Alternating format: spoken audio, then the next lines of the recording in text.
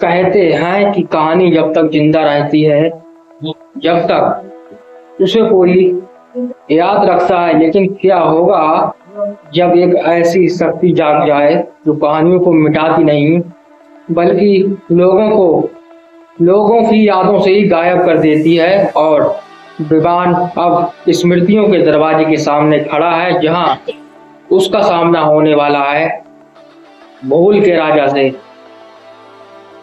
बंद पुरानी हवेली का आखिरी दरवाजा। अनलिखे लोक में एक अजीब सन्नाटा पसरा हुआ था और विवान की हथेली पर बना चिन्ह लगातार चमक रहा था। उसके सामने वही रहस्यमयी सत्ता खड़ी थी, वह सत्ता जिसने खुद को वह कहानी जिसे कभी लिखा नहीं जाना चाहिए था कहा था। और तभी उसने अपना हाथ आगे बढ़ाया।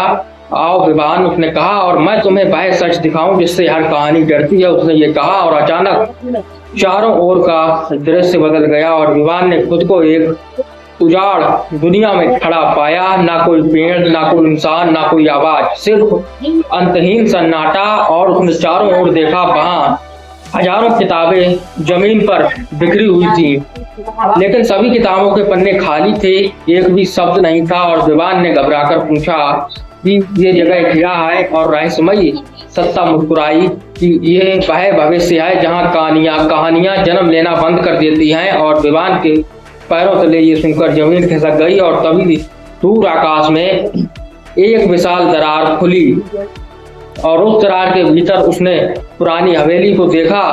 और लेकिन हवेली अब खंडहर बन चुकी थी और उसका आखिरी दरवाजा टूटा हुआ था और उसके सामने एक परिचित आकृति खड़ी थी। विवान ने ध्यान से देखा और उसका दिल रुक गया, क्योंकि वह आकृति उसी की थी, लेकिन उम्र में बहुत बड़ी, चेहरे पर थकान थी, आंखों में अजीब उदासी। वह वृद्ध विवान धीरे धीरे उनकी ओर मुड़ा और बोला कि मैं तुम्हारा भविष्य हूँ। और पूरा अनलिखा लोक कांप उठा, लेखक और स्मृति भी स्तब्ध रह गए। वृद्ध विवान आगे बढ़ा, उसके हाथ में एक पुरानी किताब थी। उस किताब के कवर पर लिखा था अंतिम कहानी। वृद्ध विवान ने किताब विवान की ओर बढ़ाई। अगर तुमने ये खोल ली तो तुम्हें वह सच पता चल जाएगा जिसे जानने के बाद कोई भी पात्र पहले जैसा नहीं रहता। और विवान ने कांपते हाथों से किताब को देखा, उसकी धड़कनें तेज हो गईं और तभी किताब अपने आप खुलने लगी और पहले पन्ने पर धीरे धीरे शब्द उभरने लगे। हर कहानी का एक लेखक होता है, उस पर यह लिखा था, लेकिन हर लेखक का भी कोई और लेखक होता है। और जैसे ही यह पंक्ति पूरी हुई, पूरा आकाश बिजली की तरह चमक उठा और अनंत के दरवाजे के भीतर से भी किसी अज्ञात सत्ता की हंसी गूंज उठी, ऐसी हंसी जो पहले कभी किसी ने नहीं सुनी थी। और अनंत दरवाजे के भीतर गूंजी वह रहस्यमयी हंसी अब भी पूरे अनलिखे लोक में गूंज रही थी। विवान के हाथ में अंतिम कहानी नाम की किताब थी, उसके पन्ने अपने आप पलट रहे थे। हर पन्ने पर केवल एक ही वाक्य लिखा था, सत्य के और करीब, सत्य के और करीब और सत्य के और करीब। और विवान ने घबराकर किताब बंद कर दी, लेकिन जैसे ही उसने ऐसा किया, आकाश में एक तेज चमक हुई और उसके सामने एक नया दरवाजा प्रकट हो गया। ये दरवाजा बाकी सभी दरवाजों से अलग था, ना उस पर कोई ताला था, ना कोई चिन्ह, सिर्फ एक नाम लिखा था, प्रथम कृष्ण। और ये देखकर लेखक का चेहरा पीला पड़ गया। विस्मृति एक कदम पीछे हट गई कि ये नहीं हो सकता। और विवान ने पूछा क्या हुआ? और लेखक ने कांपती आवाज में कहा कि हर कहानी का एक अंतिम पृष्ठ होता है, लेकिन बहुत कम लोगों ने प्रथम पृष्ठ देखा है। और तभी वह रहस्यमयी सत्ता फिर बोली कि अगर अंत को समझना है तो शुरुआत को समझो। और धीरे धीरे प्रथम पृष्ठ का दरवाजा खुलने लगा, उसके पीछे से सुनहरी रोशनी निकल रही थी। और विवान ने भीतर झांका और जो उसने देखा उसे देखकर उसकी सांसें रुक गईं। वहां कोई दुनिया नहीं थी, कोई पात्र नहीं था, कोई कहानी नहीं थी, सिर्फ एक छोटा सा कमरा था। और कमरे के बीचों बीच एक लकड़ी की मेज रखी थी और उस मेज पर एक खाली कागज पड़ा था। कागज बिल्कुल कोरा था और तभी एक अदृश्य आवाज गूंजी। यहीं से सब शुरू हुआ था और अचानक वह खाली कागज चमकने लगा और उस पर पहला शब्द अपने आप सामने आया। एक दूसरा, फिर दूसरा दरवाजा, फिर तीसरा था। और ये देखकर, उस शब्दों को देखकर विवान की आंखें फैल गईं, क्योंकि वह समझ गया वह किसी कहानी को नहीं देख रहा था, वह उस क्षण को देख रहा था जब पुरानी हवेली का आखिरी दरवाजा पहली बार लिखी गई थी। और तभी मेज के पास एक धुंधली आकृति दिखाई दी। वह किसी इंसान जैसी थी, लेकिन उसका चेहरा दिखाई नहीं दे रहा था। उसने कलम उठाई और अगली पंक्ति लिखने लगा, और जैसे ही उसकी कलम कागज को छूने वाली थी, अचानक पूरा कमरा कांप उठा और कलम उसके हाथ से गिर गई और कमरे के कोने से एक काली परछाई निकल आई। और वही परछाई जिसे कभी लिखा नहीं जाना चाहिए था, वह धीरे धीरे उस काली कागज की ओर बढ़ने लगी। और पहली बार विवान को एहसास हुआ कि शायद वह सत्ता किसी कहानी का अंत नहीं चाहती, शायद वह शुरुआत को बदलना चाहती है। और तभी काली परछाई ने कागज को छू लिया और उस पर लिखा पहला वाक्य बदल गया। एक दरवाजा था से बदलकर एक अंधकार था में हो गया, और पूरा लिखा लोग कांप उठा और लेखक वैसे चिल्ला उठे कि विवान उसे रोको, और अगर शुरुआत बदल गई तो पूरी कहानी ही बदल जाएगी। और विवान दौड़ पड़ा, लेकिन अब उसके सामने सबसे बड़ा सवाल था, क्या वह अपनी कहानी की शुरुआत बचा पाएगा या फिर पूरा इतिहास बदलने वाला था। अगर शुरुआत बदल गई तो पूरी कहानी बदल जाएगी। और लेखक की आवाज पूरे अनलिखे लोग में गूंज उठी। विवान पूरी ताकत से उस काली परछाई की ओर दौड़ा, लेकिन जैसे जैसे वह उसके करीब पहुंच रहा था, समय धीमा पड़ता जा रहा था और कागज पर लिखे शब्द बदल रहे थे। एक अंधकार था, फिर अगली पंक्ति उभरी और उस अंधकार ने हर कहानी को निगल लिया और पूरा प्रकाश कांप उठा और अनगिनत किताबों के पन्ने जलने लगे और कुछ कहानियां अचानक गायब हो गईं। कुछ पात्र धुएं में बदलने लगे। विस्मृति दर्द से चीख उठी, क्योंकि जितनी कहानियां मिट रही थी उतनी ही इसकी यादें भी समाप्त हो रही थीं।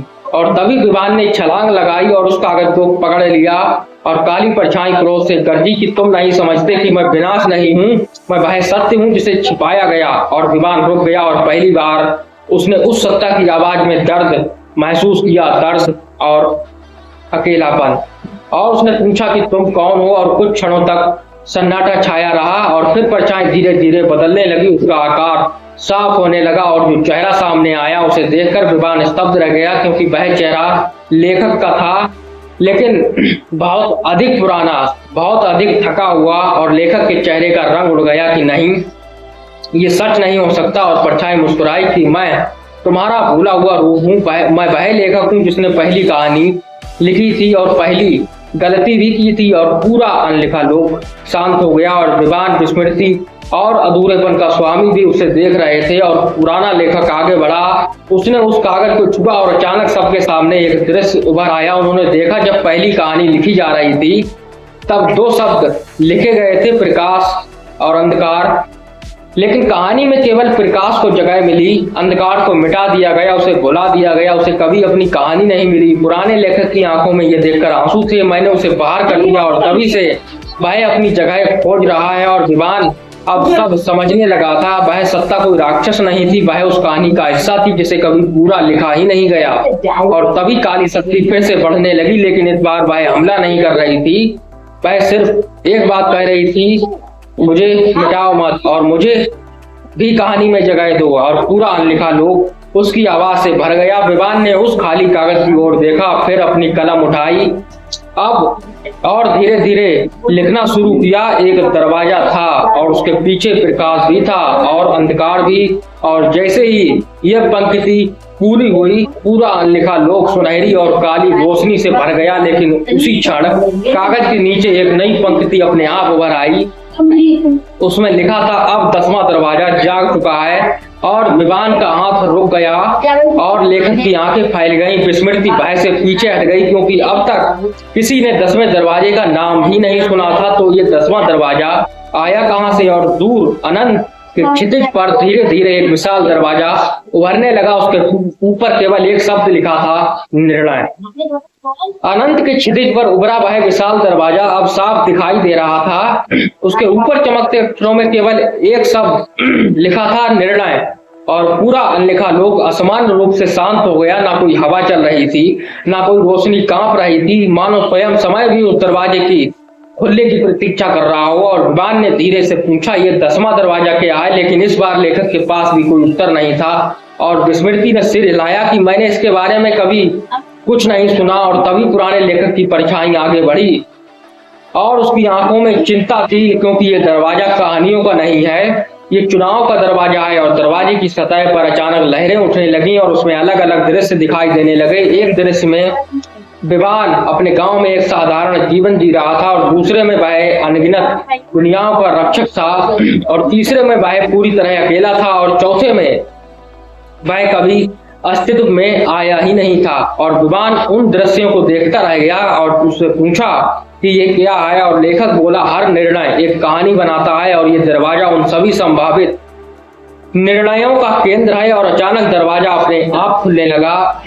लेकिन उसके पीछे कोई कमरा नहीं था। वहां एक विशाल तराजू खड़ा था, इतना बड़ा कि उसमें पूरी दुनिया समा सकती थी। तराजू के एक पलड़े में प्रकाश था और दूसरे में अंधकार। और तभी आकाश में एक गंभीर आवाज गूंजी, निर्णय सुनाया जाएगा। और ये सुनकर पूरे लोक में कंपन फैल गया। विवान ने चारों ओर देखा, लेकिन आवाज किसी की नहीं थी, मानो स्वयं दरवाजा बोल रहा हो। और विवान ने कहा कि तुमने प्रकाश को बचाया है, तुमने अंधकार को स्वीकार किया, अब अंतिम चुनाव तुम्हारा है। और अचानक तराजू के ऊपर एक चमकता हुआ गोला प्रकट हुआ। उसके भीतर पुरानी हवेली दिखाई दे रही थी, लेकिन हवेली अब पहले जैसी नहीं थी। उसके ऊपर 11वां दरवाजा बन रहा था, एक ऐसा दरवाजा जो अभी अधूरा था। लेकिन विवान का दिल तेजी से धड़कने लगा। 11वां दरवाजा। लेखक ने भयभीत होकर कहा कि ये असंभव है, 10वें के बाद कोई दरवाजा नहीं होना चाहिए। लेकिन तभी तराजू झुकने लगा, पहले धीरे धीरे फिर तेजी से, और जैसे ही वह पूरी तरह एक तरफ झुका, पूरा लिखा लोक हिल गया। आकाश में दरारें पड़ने लगी, पुरानी हवेली का दृश्य टूटने लगा और उस अधूरे 11वें दरवाजे के भीतर से दो चमकती आंखें दिखाई दी। फिर एक आवाज आई, इतनी धीमी फिर भी इतनी शक्तिशाली कि पूरा अस्तित्व कांप उठा। मैं प्रतीक्षा कर रहा था। और विवान का शरीर ये सुनकर सिहर उठा, क्योंकि पहली बार उसे लगा कि शायद कोई और भी है जो इन सभी दरवाजों के पीछे से उन्हें देख रहा था। और मैं प्रतीक्षा कर रहा था, उसने कहा। ये आवाज पूरे अनलिखे लोक में गूंजती रही और 11वें दरवाजे के भीतर दिखाई देने वाली दो चमकती आंखें स्थिर थी। ये केवल विवान को देख रही थी, ना लेखक को, ना विस्मृति को, ना पुराने लेखक को। सिर्फ और सिर्फ विवान की तरफ ही आंखें थी। और तभी 10वें दरवाजे का विशाल तराजू अचानक टूटने लगा, उसमें दरारें पड़ गईं। प्रकाश और अंधकार दोनों पलड़ों से बाहर निकलकर हवा में फैल गए और पूरा आकाश सुनहरी और काली लपटों से भर गया। और विवान ने महसूस किया कि उसकी हथेली पर बना चिन्ह पहले से कहीं अधिक चमक रहा है। और तभी 11वें दरवाजे के भीतर से वही आवाज फिर आई कि निर्णय हो चुका है, अब उत्तर का समय है। और अचानक पूरा दृश्य बदल गया। विवान ने खुद को फिर से पुरानी हवेली के सामने खड़ा पाया। वही टूटी हुई सीढ़ियां, वही विशाल दीवारें, वही ठंडी हवा। लेकिन इस बार हवेली पूरी तरह खाली थी, ना कोई परछाई, ना कोई आवाज, ना कोई रहस्य, सिर्फ एक दरवाजा, 11वां दरवाजा। और वह हवेली के बीचों बीच खड़ा था, काला, विशाल और बिल्कुल शांत। उस पर कोई ताला नहीं था, कोई निशान नहीं था, सिर्फ एक पंक्ति लिखी थी, जो उत्तर खोजता है उसे प्रश्न छोड़ना पड़ता है। और विवान धीरे धीरे उसकी ओर बढ़ा और पीछे से लेखक की आवाज आई कि रुको। लेकिन इस बार उनकी आवाज बहुत दूर से आ रही थी, मानो दो दुनियाओं के बीच से आ रही हो। और विवान ने पीछे मुड़कर देखा। लेखक, विस्मृति और पुराना लेखक धुंधले होते जा रहे थे। वे इस जगह पर आ नहीं सकते थे, क्योंकि यह दरवाजा सिर्फ विवान के लिए ही खुला था। और तभी दरवाजा अपने आप खुल गया। उसके पीछे जो था उसे देखकर विवान के कदम रुक गए। वहां कोई कमरा नहीं था, कोई दुनिया नहीं थी, कोई शक्ति नहीं थी। वहां सिर्फ एक साधारण कुर्सी रखी थी और उस कुर्सी पर बैठा था एक लड़का बैठा था। और लगभग 12-13 साल का वह चुपचाप एक पुरानी कॉपी में कुछ लिख रहा था। और विवान धीरे धीरे आगे बढ़ा और लड़के ने सिर उठाया। उसकी आंखों में वह चमक थी जो विवान की आंखों में थी। और फिर वह मुस्कुराया और बोला कि तुम आ गए। और विवान ने पूछा कि तुम कौन हो। लड़के ने अपनी कॉपी बंद की। उस कवर पर लिखा था, पुरानी हवेली का आखिरी दरवाजा। और ये देखकर विवान की सांसें रुक गईं। लड़का खड़ा हुआ और शांत स्वर में बोला कि मैं पहला पाठक हूँ और हर कहानी की असली शुरुआत हुई। और अचानक उसकी कॉपी अपने आप खुल गई। उसके पन्नों से अनगिनत रोशनियां निकलने लगी और उन रोशनियों के बीच 12वें दरवाजे की आकृति बनने लगी। विवान समझ गया, कहानी अभी खत्म होने से बहुत दूर है, क्योंकि अब वह लेखक, पात्र और सृजनकर्ता के बाद पहले पाठक के रहस्य के सामने खड़ा था। 12वें दरवाजे की आकृति धीरे धीरे रोशनी से बन रही थी। पूरा कमरा चमकने लगा। विवान की नजर उस रहस्यमयी लड़के पर टिकी थी। पहला पाठक वह धीरे से बोला, इसका क्या मतलब है? लड़का मुस्कुराया। उसने अपनी पुरानी कॉपी को सीने से लगाया और खिड़की की ओर देखने लगा। बाहर अनंत तारों का समुद्र दिखाई दे रहा था। फिर उसने कहा, हर कहानी का एक लेखक होता है, लेकिन कहानी तब तक जीवित नहीं होती जब तक कोई उसे पढ़ ना ले। और विवान चुप रहा। लड़का आगे बोला कि लेखक कहानी को जन्म देता है, पात्र उसे जीते हैं, लेकिन पाठक उसे अर्थ देता है। और अचानक 12वां दरवाजा पूरी तरह बन गया। उस पर लाखों छोटे छोटे चिन्ह चमक रहे थे और हर चिन्ह किसी पाठक की स्मृति जैसा लग रहा था। किसी की खुशी, किसी का डर, और किसी का सपना, और किसी का आंसू। और तभी पहले पाठक ने अपने हाथ दरवाजे पर रखा और पूरा दरवाजा जीवित सा प्रतीत होने लगा। और उसने कहा कि ये स्मृतियों का दरवाजा है। यहाँ कहानियां वैसी नहीं होती जैसी लिखी गई थी, बल्कि वैसी होती हैं जैसी लोगों ने उन्हें महसूस किया। और विवान की आंखें फैल गईं। उसे अचानक समझ आया कि एक ही कहानी अलग अलग लोगों के लिए अर्थ रख सकती है। और तभी दरवाजा धीरे धीरे खुलने लगा। उसके भीतर से अनगिनत आवाजें आने लगी, हंसी, रोना, फुसफुसाहट, तालियां, डर, उम्मीद, सब कुछ एक साथ। और विवान ने भीतर झांका और जो उसने देखा उससे उसका दिल भर आया। उसे हजारों चेहरे दिखाई दिए। वे सभी लोग थे जिन्होंने कभी कहानी सुनी थी। कुछ बच्चे थे जो सपने देख रहे थे, कुछ बूढ़े थे जो पुरानी यादों में खोए थे, कुछ ऐसे लोग थे जिन्हें कहानियों ने मुश्किल समय में हिम्मत दी थी। और तभी पहले पाठक ने कहा, यही कहानियों की असली शक्ति है। ये केवल शब्द नहीं होती, वे लोगों के दिलों में घर बना लेती है। और अचानक पूरे स्मृति लोक में एक तेज कंपन हुआ। 12वां दरवाजा कांप उठा और पहले पाठक की मुस्कान गायब हो गई। उसने ऊपर देखा। आकाश में एक नई दरार खुल रही थी। उस दरार से काली धूल नीचे गिरने लगी। और उसने कहा कि नहीं भाई, फुसफुसाया, वह यहाँ तक कैसे पहुंच गया? विवान ने पूछा कि कौन? और तभी दरार के भीतर 2 विशाल लाल आंखें चमकी और एक भारी आवाज गूंजी, जब तक लोग भूलते रहेंगे मैं अस्तित्व में रहूंगा। और पूरा स्मृति लोक अंधकार से भरने लगा।